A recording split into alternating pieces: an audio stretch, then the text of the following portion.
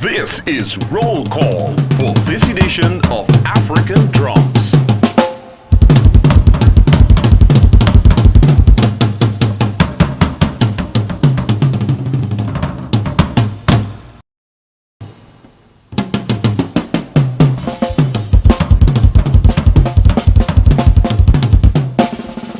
The African drums are sounding.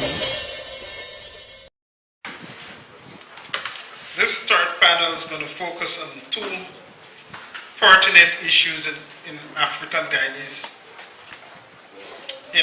Guyanese villages.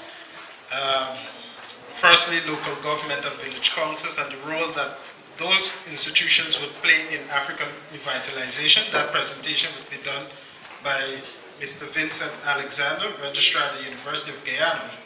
And the second presentation, the importance of reparation to African Guyanese revitalization, will be done by Mr. Jonathan Adams, African rights activist and member of the National Reparations Committee. So at this point I'm going to invite Mr. Alexander to deliver his presentation.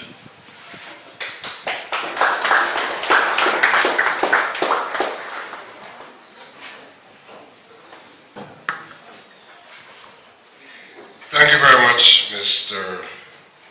Benjamin. I think all protocols have already been observed, so I can go straight into my presentation. I have been asked to speak with you on local government, village councils, and revitalization. First of all, I want us to have a little excursion as to what in fact is local government. I think in Ghana the excursion is necessary because between 1970 to today, we've only experienced local government elections on 2 occasions, which means that there are a large number of people who have little or no experience of local government in this country. In fact, most of the people who will go to vote in the next elections have little or no experience of what local government is. So there's a tremendous need for education in the question of local government. When we talk local government, we're talking essentially about how in a local area a structure is established for the administration of local affairs. In simple terms, that's what local government is.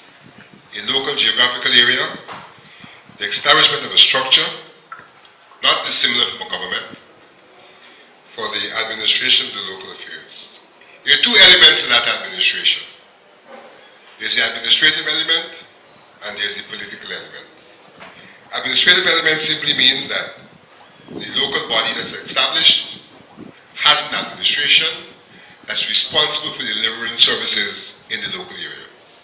Whether it's sanitation services, whether it's education services, whether it's health services, that body becomes responsible for delivery of those services. The other aspect is the political aspect, where the body of people who make up the council are responsible for representing the interests of the people in the local area and for charting a course for their development insofar as they are responsible for the delivery of goods and services and making representation for things which are not the responsibility of the local people. It's important we note those two aspects of local government, because ever so often there seems to be a focus on one aspect, the delivery of goods and services, and not on the other aspect where the local representatives are supposed to be representing the interests of the local people insofar as decision making locally is concerned and insofar as interacting with other players in the state to represent the interests of the local people. And it is very important to note that second part. Because in a sense that second part is provided for in our constitution. Local government in Guyana cannot be seen as a gift of the government. It's not a gift of the government. Its very history will tell you it's not a gift of the government, because the origins of local government has to do with the abolition of slavery, the formation of villages, and the appointment of management committees in those villages. So government had absolutely nothing to do with that. It's a people's initiative. And I think we need to understand that, because we get the impression today that local government is some gift being bequeathed to us by some, as what people call government. And that is being done in the face of what our Constitution says. Our Constitution says in Article 12 that local government, by freely elected representatives of the people, is an integral part of the democratic organization of the state. Because very often, when the state government speaks about local government, they say that they are elected, as if the local officials are not also elected. The issue is, elected for what? The local officials are elected to do local things, and the central officials are elected to do things that cannot be done locally. And that comes out of a concept called subsidiarity, which is a universal concept. If you go to the Constitution of the United States, you'll see the concept of subsidiarity, where they accept that local people must be allowed to do things that can be done locally. If you go to the Charter of Local Government for the European countries, you'll see that same concept in that charter. And in fact, the same concept influences the organization of the European community, where universally is now accepted that central governments should, in fact, do subsidiary things, and not everything. They should be involved in issues of monetary affairs, foreign affairs, diplomatic affairs, and other things that can only be driven centrally. But they should really give up authority to the local people to conduct local affairs. And our Constitution, in a sense, embraces that concept.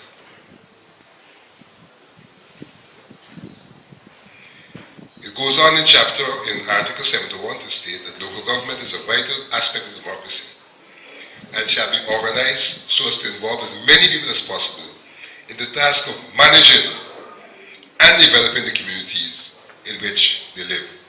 So we don't have a problem in terms of our articulation.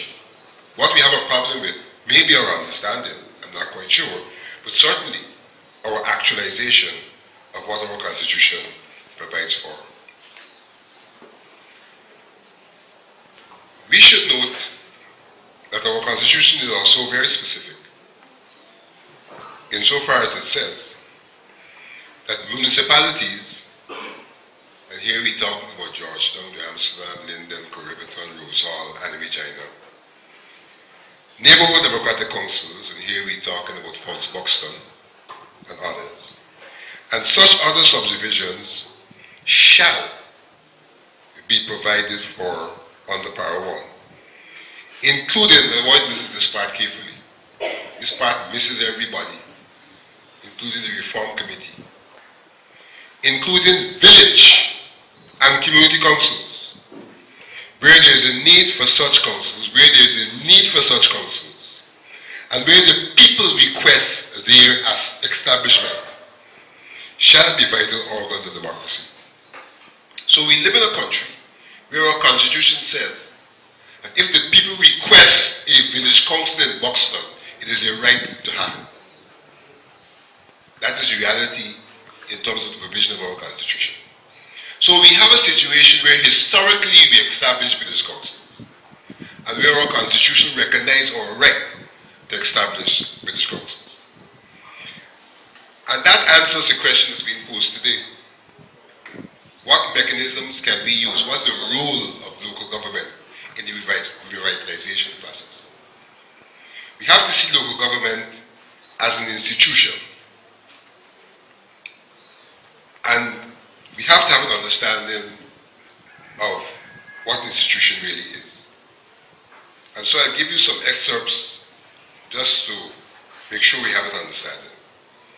In the first instance, an institution may be seen as any structure or mechanism of social order governing the behavior of a set of individuals in a given community. Institutions are also identified with a social purpose, transcending individuals and intentions by mediating the rules that govern living behavior.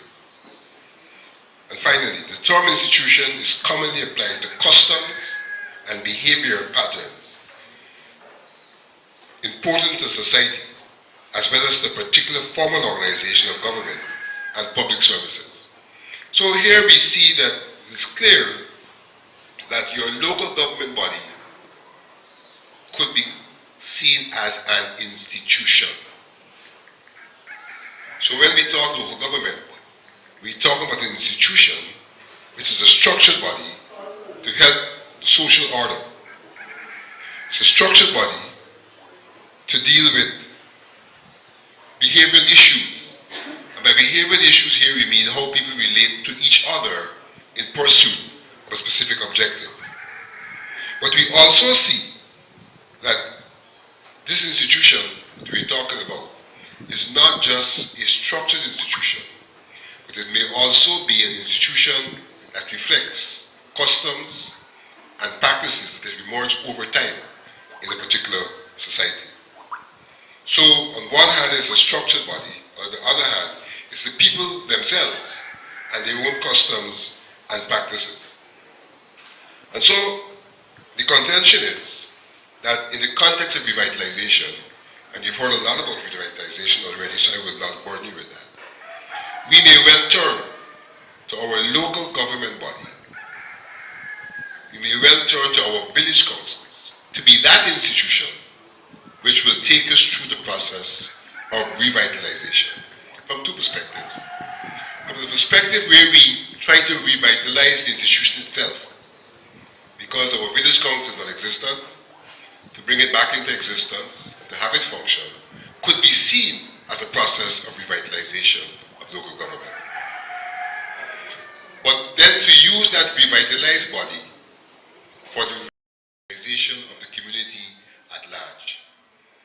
And local government bodies have the authority and the right to be involved in a range of activities that affect people's lives. They can be involved in education, they can be involved in health services, they can be involved in cultural activities, they can be involved in sporting activities, they can be involved in industrial activities. So a whole range of activities they can be involved in.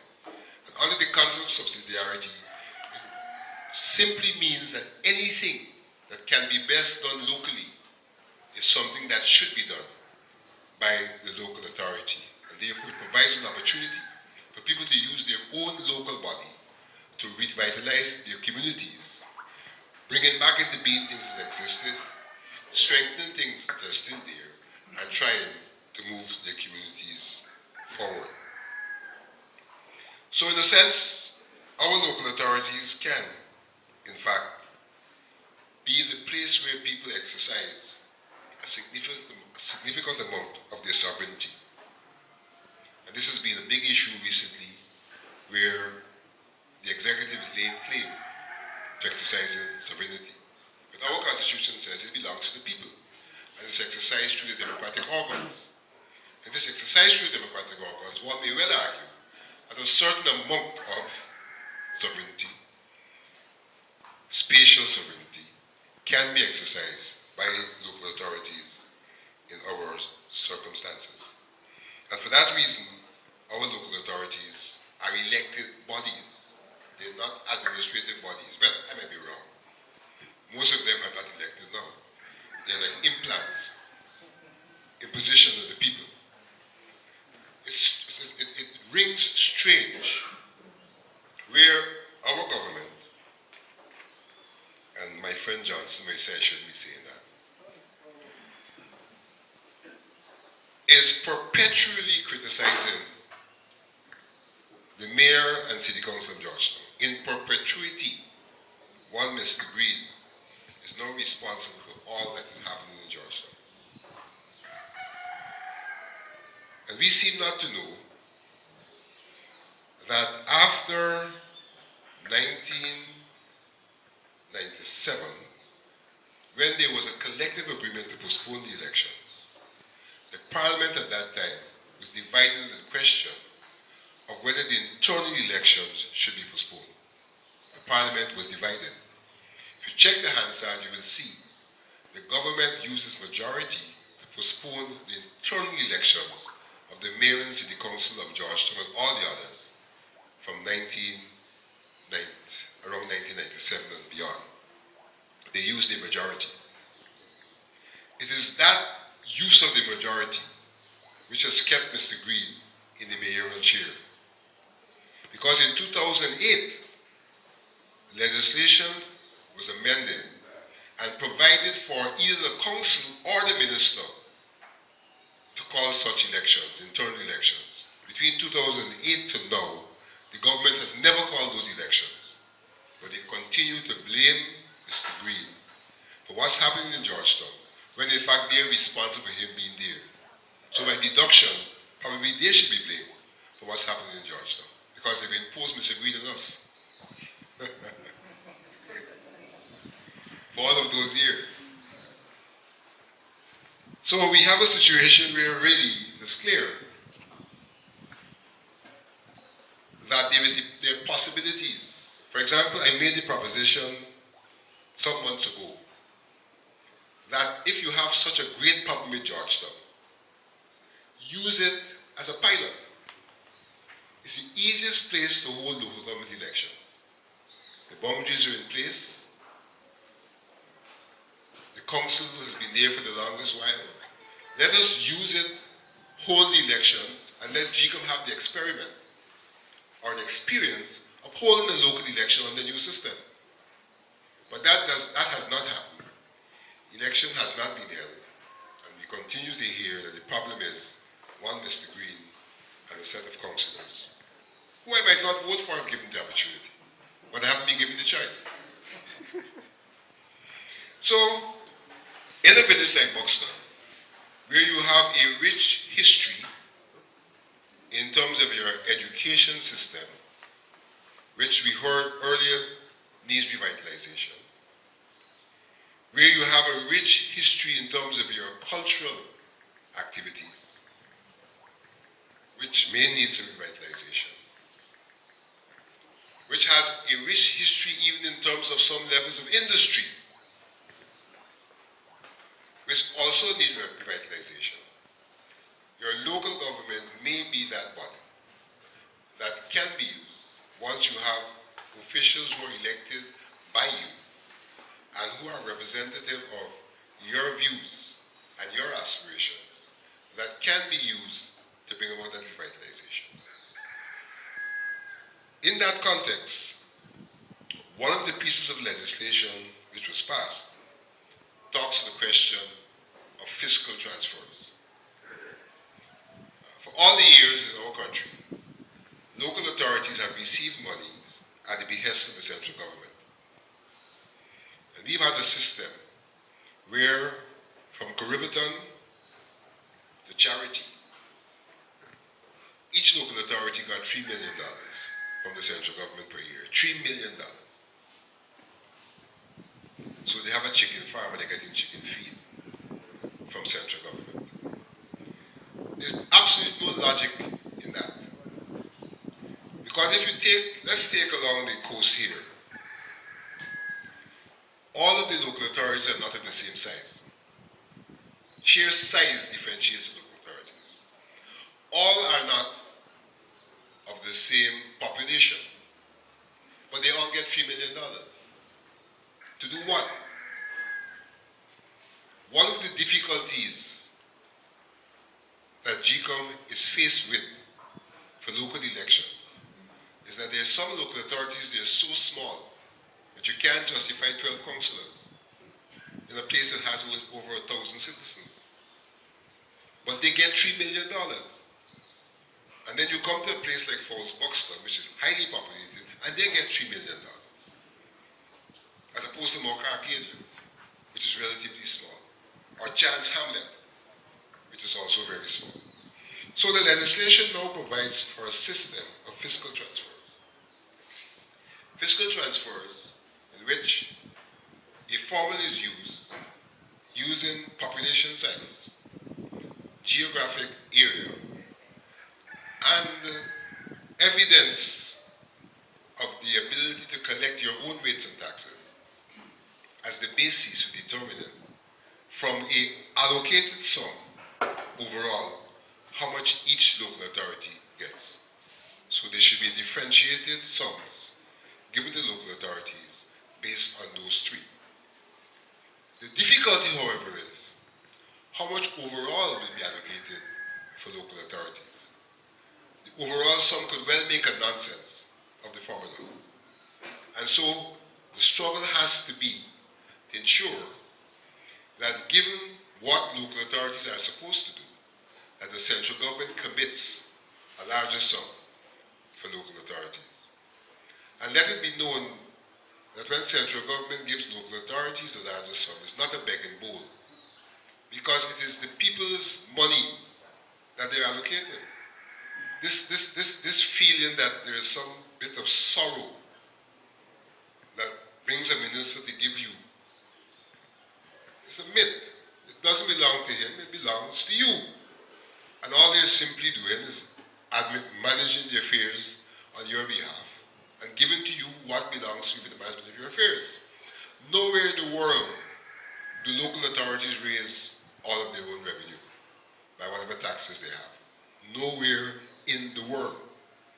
Plenty places in the world, local authorities are allocated somewhere in the vicinity of 30-something% of the gross national product. In Guyana, it's somewhere in the vicinity of 0.02% that's allocated to local authorities. So that we have the basis upon which we can call for greater resources being given to local authorities. Not accept the excuse that local authorities don't know to manage, because if they don't know to manage, you don't give them a chance to manage, they'll never know to manage. So they have to be given a chance. Not having had that chance sufficiently from 1970 to now, they have to be given that chance, and that's the only way that they will in fact demonstrate and or learn to manage. And so local authorities are in fact a good place where revitalization can take place. Given that the way they're going to be elected is no longer merely under this system.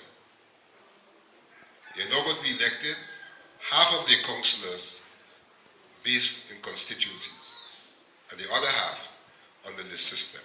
So that you have an opportunity in the revitalization process to have a particular person representing your particular constituency, so you know where your representative is, helping to bring back democracy and the old village relationship to life. There is scope for revitalization. It requires people's consciousness and people's action. Thank you.